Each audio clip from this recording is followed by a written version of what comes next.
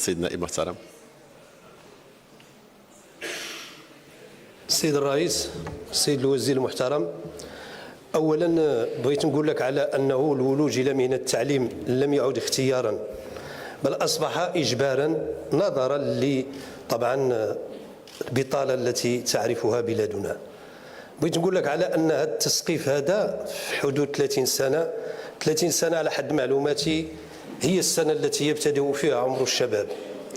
وهذا المقتضى اللي جبتوه واللي يعتبر حقيقة إبداع، أنا كنعتبر هذا اللي جابه عبقري، يتناقض تماما مع الفصل 31 من الدستور المغربي اللي كيجعل الولوج إلى الوظيفة العمومية حسب الاستحقاق وليس حسب السن.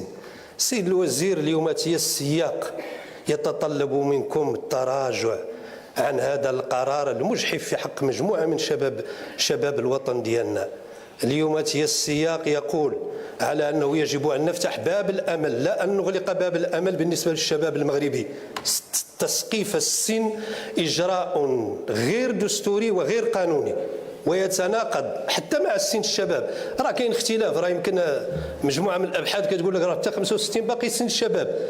ايوا علاش نحن نكونوا برلمانيين وندخلوا البرلمان في هذا السن هذا وزراء ومسؤولين وتجي الشباب يلا بغى ينطلق وتوقفوا؟